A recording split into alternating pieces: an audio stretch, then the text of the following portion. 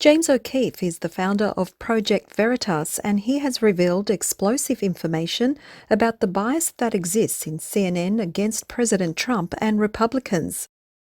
With the help of a brave insider, O'Keefe taped morning conference calls involving the CNN president, Jeff Zucker, with some of his staff as they discussed ways to report on the president, conspiring with the Democrats to bring the president down, hiding the truth in an attempt to fool the public.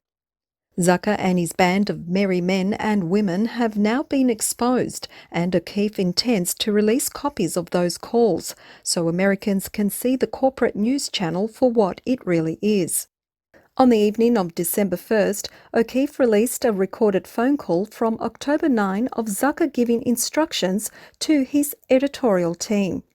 He's losing, he knows he's in trouble, is sick, maybe is on the after effects of steroids or not, I don't know, but he is acting erratically and desperately, and we need to not normalize that.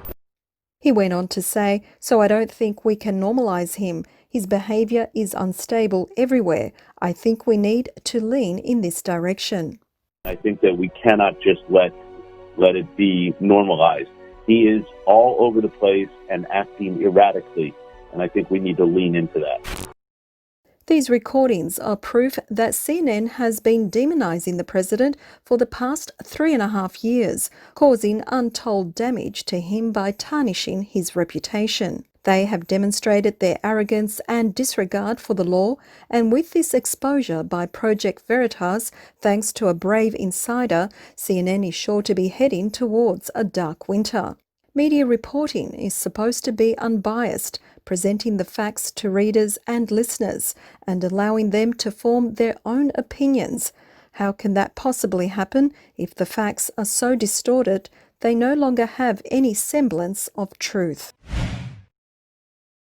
President Trump delivered a video speech at the White House on December 3rd and said that this may be the most important speech he has ever delivered. Analysts believe that Trump's speech yesterday has important implications. In his speech, Trump vowed to uphold the laws and Constitution of the United States and protect the American electoral system. The president pointed out that it is a great privilege to be able to vote, and he is determined to allow the constitutional process to continue, defend the integrity of voting, and at all costs ensure only legal ballots are counted and all illegal votes are discarded. Americans need to have full confidence in the system not only for the election but for all future ones. It would appear the president's speech contains some major hints, which may be a precursor to issuing an emergency order. During his speech, the president stated the election system in the country is under coordinated assault and siege. He has accused the Democrats of employing a massive mail-in voting system, using the pandemic as an excuse to keep people in their homes. They were then able to use Dominion voting systems and other methods to steal the election after it became obvious the president was on the way to a landslide victory. Some commentators found his speech had a steely resolve, that he has no intention of giving in to the fraud. This may be President Trump's declaration to mobilise martial law by invoking the Insurrection Act, thus allowing mass arrests of traitors involved in the biggest election fraud in the history of the US. Only time will tell which way the president intends to go. Remember, he has been warning of the very thing that is now happening for the past several years, which tells us he has also had plenty of time to prepare for their cyber warfare attempt to overthrow him. President Trump has been playing an excellent game of chess, and a checkmate could be imminent. Americans need to be patient and have faith that the truth will come out in the end. Retired Lieutenant General Michael Flynn, the former National Security Advisor, was granted a pardon by the President on November 25th, putting an end to the legal saga that commenced during the 2016 election with a crossfire hurricane investigation led by the FBI. He has now rejoined forces with the President. Could the president be conducting a counterattack plan at 3 levels at the same time, led by General Flynn and attorneys Rudy Giuliani and Sidney Powell?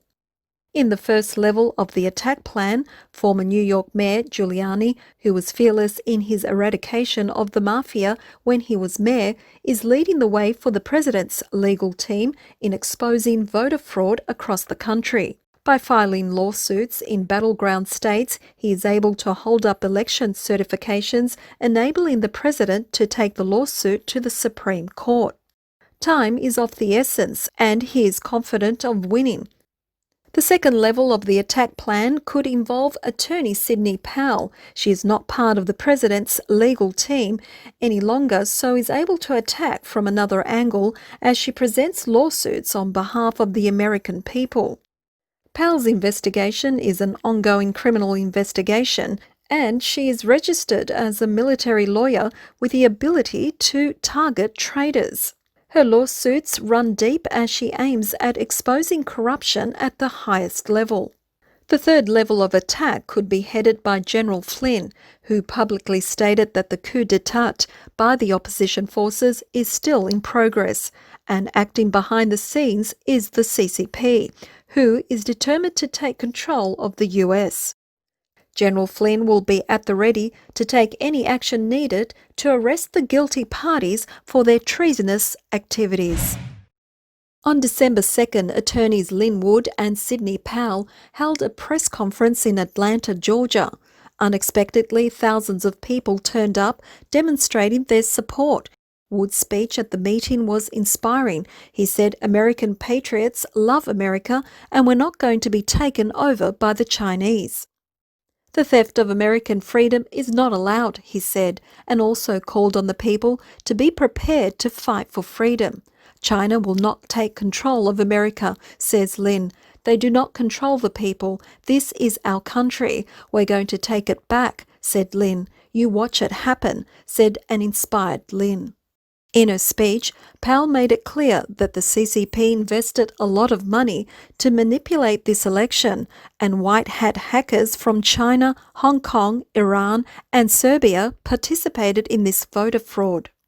In addition to the Dominion machine, the DNA of the software of other voting devices is implanted with fraud genes, which is easy to be manipulated, and a large amount of evidence is exposing the voter fraud, one piece after another. Powell says she is inspired by the patriots supporting their push to get lawsuits heard in the courts. You inspire us, said Powell, and the crowd began to chant, "We love you." Powell said she is determined, along with General Flynn, to keep fighting for the truth. Powell continued, "Now is the time for every patriot in this country to stand up, make their voices heard, and be counted." Thank you for watching. Please leave your comments below and click like and share. Remember, we are all in this together.